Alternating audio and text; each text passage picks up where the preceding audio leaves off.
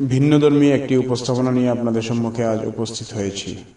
আলেম ও আখেরি জামানার আলেম নিউজ আপডেটসের পক্ষ থেকে আপনাদের সবাইকে স্বাগত জানাচ্ছি।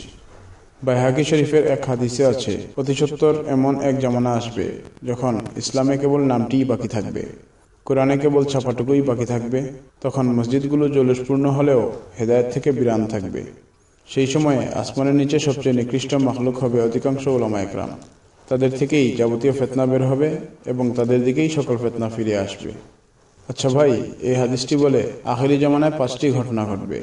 1, ইসলামের কেবল নামটিই বাকি থাকবে, অর্থাৎ নাম ইসলামী হলেও কাজকর্ম অনইসলামিক হবে। এটা কি আপনি বিশ্বাস করেন? জি। আমাদের সমাজে এমন বাস্তবতা আছে নাকি নাই? আছে। 2, কোরআনে কেবল ছাপাটুকুই বাকি থাকবে, অর্থাৎ কোরআনের ছাপা অক্ষরগুলোর পঠন পাঠন অবশিষ্ট থাকলেও কোরআন মোতাবেক আমল থাকবে না। এটা কি বিশ্বাস করেন? জি। আমাদের সমাজে এমন বাস্তবতা আছে নাকি নাই? আছে। 3, তখন মসজিদগুলো জলুসপূর্ণ হলেও হেদায়েত থেকে বিরান থাকবে। এটা কি বিশ্বাস করেন? জি। আমাদের সমাজে এমন বাস্তবতা আছে নাকি নাই? আছে।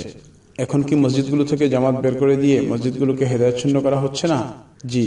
কারা এগুলো করবে? তাদের অবস্থান আল্লাহর নিকট কোন পর্যায়ে রয়েছে জানেন? দেখুন হাদিস কি বলে। 4, সেই সময়ে আসমানের নিচে সবচেয়ে নিকৃষ্ট মাখলুক হবে অধিকাংশ উলামা একরাম। এটা কি বিশ্বাস করেন?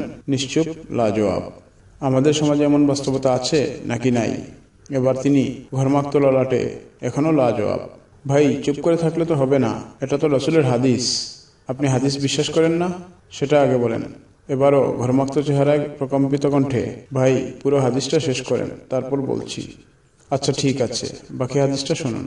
5 নম্বর, অধিকাংশ আলেমদের থেকেই যাবতীয় ফেতনা বের হবে এবং তাদের দিকেই সকল ফেতনা ফিরে আসবে। আচ্ছা, বর্তমান সময়ে সকল ফেতনা ও নষ্টামির জন্য কি উলামা একরামগণ দায়ী নন? তাবলীগের চলমান ফেতনাও কি কতিপয় দুষ্টু হযরতরা সৃষ্টি করেন নাই? এবার তিনি ভয় ও মুচকি হাসির সংমিশ্রণে, তাই তো দেখছি, আহা, এইসব ফেতনা কি ঘুরে ফিরে আলেমদের দিকেই ফিরে আসছে না? দেখুন, ফেতনা যারা লাগাইছে সেই সুরাপন্থীরা কিন্তু পর্দার আড়ালেই রয়ে গেল। মাঝখানে 1 ডিসেম্বরে মাইর খাইল আলেমরা। মাইরের পর থেকে পট পরিবর্তন দেখা দিল। আমির বনাম সুরাইজম, এর পরিবর্তে শুরু হলো আলেম বনাম তাবলীগ। এবার তাবলীগ ঠেকাতে মালকুচা দিয়ে নামে আলেম মাখলুকগণ। খেয়াল করুন, আমরা যে এজেন্ডা নিয়ে মাঠে নেমেছিলাম সেটা কিন্তু এখন আর নেই। এখন ঘুরে ফিরে সব ফেতনার কেন্দ্র কিন্তু এই উলামা একরাম।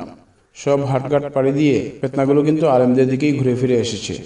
ভাই, চোখ খুলে দিলেন, তওবা করলাম, আমি আর এদের সাথে নাই। আজ থেকে আবার তাবলীগ শুরু করলাম। আল্লামা সাদ কান্দুলেবী আমার আমির, নিজামুদ্দিনই আমার মারকাজ। যাওয়ার আগে একটা কথা বলে যান। ভাই, আলেমরা একদিকে চলে গেছে, আপনারাও আইসা পড়েন। আলেমরা কি ভুল করতে পারে? আলেমরা কি বুঝে না? এমন ঠুনকো ও ফালতু কথার কি কোনো ইসলামের সুযোগ আছে? না ভাই, না, নাই। কেন নাই? হাদিস তো বলে তখন অধিকাংশ আলেমরাই গুমরাহ হবে।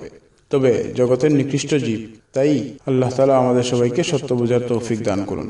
আলোচ্য অংশটুকু একটি হাদিস কেন্দ্রিক 2 ব্যক্তির মধ্যে কথোপকথন। প্রিয় দর্শক, সময়ে সময়ে দাওয়াত তাবলীগের মেহনতের মূলধারার দেশীয় ও আন্তর্জাতিক নিউজ আপডেট সমূহ সবার আগে আপডেট পেতে আমাদের চ্যানেলটিকে এখনই সাবস্ক্রাইব করে দিয়ে পাশের বেল আইকনটি ক্লিক করে আমাদের সাথেই থাকুন। পাশাপাশি এই গুরুত্বপূর্ণ হাদিস কেন্দ্রিক নিউজটি অন্যের নিকট পৌঁছে দিয়েও আমাদের সাথেই থাকুন। দেখা হচ্ছে পরবর্তী কোনো নিউজ আপডেটসে। সেই পর্যন্ত বিদায় নিচ্ছি।